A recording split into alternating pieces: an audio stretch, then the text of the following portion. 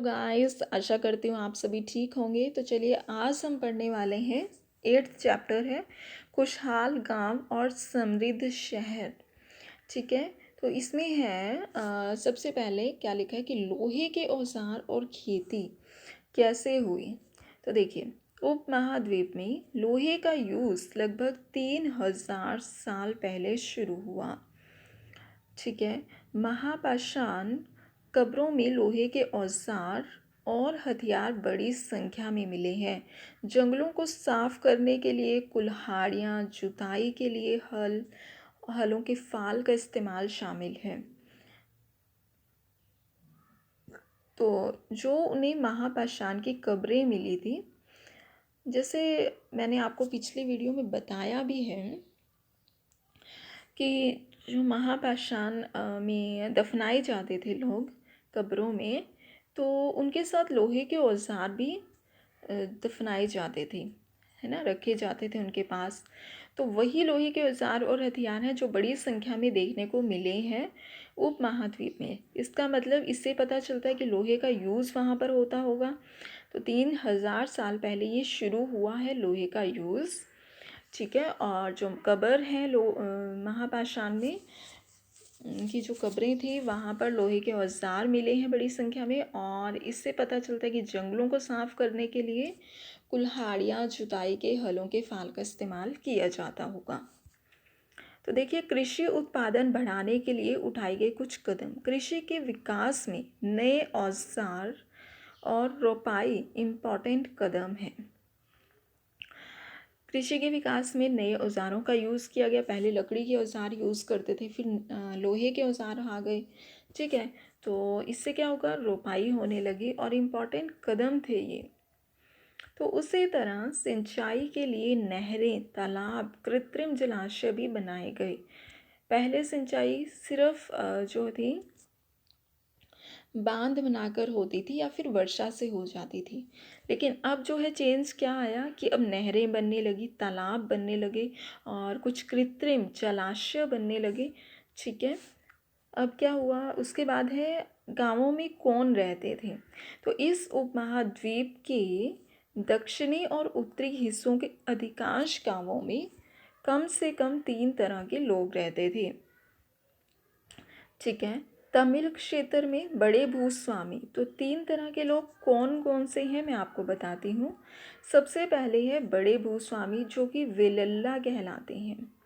वेलल्ला कहलाते थे उस टाइम पे जो बड़े बड़े भूस्वामी जिनके पास बहुत सारी ज़मीन हुआ करती थी।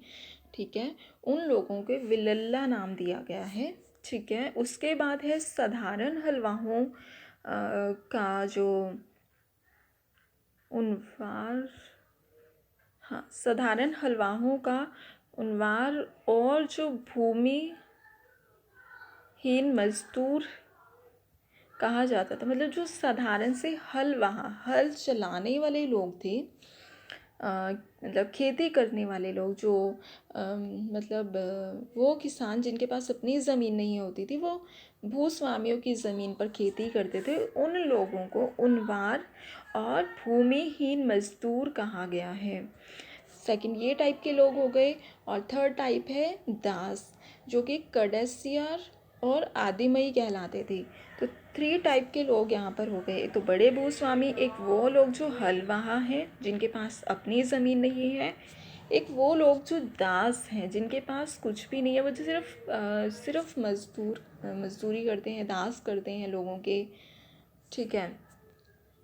लोगों के अंडर में काम करते हैं। और उसके बाद है देश के उत्तरी हिस्से में ग्राम भोजक। गांव का जो प्रधान व्यक्ति था ग्राम भोजक कहलाता था। ठीक है। यह गांव का प्रधान होता था और अक्सर यह एक ही परिवार के लोग इस पद पर कई पीढ़ियों तक रहते थे। यह एक आनुवंशिक पद था और यह गांव का बड़ा भूस्वामी होता था, अपनी ज़मीन पर दास मजदूर से काम लेता था। तो यह गांव में कर वसूलता था, यानी टैक्स वसूलता था और राजा को टैक्स देता था। ये कभी कभी न्यायाधीश और पुलिस का भी काम करता था।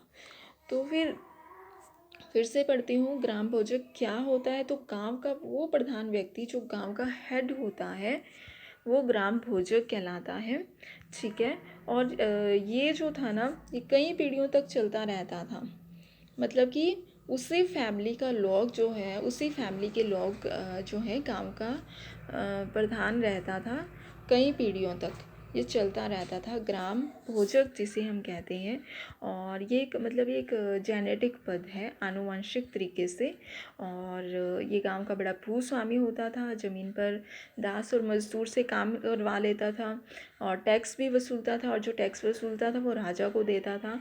और कभी कभी तो ये न्यायाधीश भी बन जाता था और पुलिस का भी काम करता था। तो उस व्यक्ति को हमने कहा ग्राम भोजक। उसके बाद है स्वतंत्र कृषक। ग्राम भोजकों के अलावा जो भी अन्य स्वतंत्र कृषक मतलब ग्राम भोजकों के अलावा अन्य स्वतंत्र कृषक भी होते थे, जिसे गृहपति कहते हैं। तो इनमें ज़्यादातर छोटे किसान ही होते थे। जो छोटे किसान होते थे उन्हें स्वतंत्र कृषक कहते हैं, और उन्हें गृहपति का नाम दिया है और उन्हें ही स्वतंत्र कृषक भी कहा जाता है।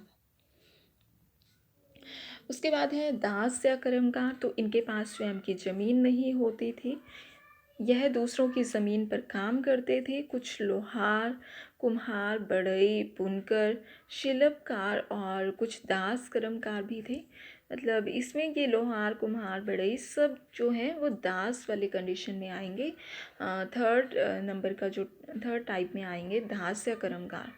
ठीक है। उसके बाद है संगम साहित्य। तमिल के जो प्राचीन रचनाएं हैं उनको हम संगम साहित्य कहते हैं।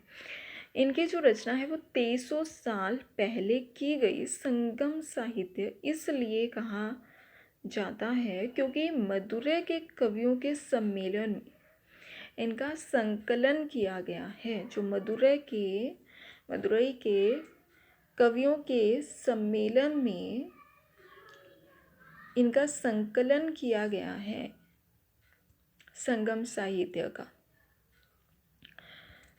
ठीक है। तो इसलिए इन्हें संगम साहित्य कहा जाता है, और ये तमिल लैंग्वेज में है। ठीक है। आहत सिक्के।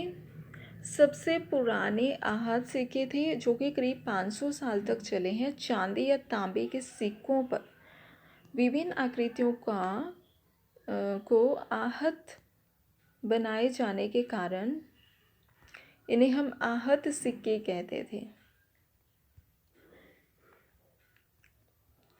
ठीक है।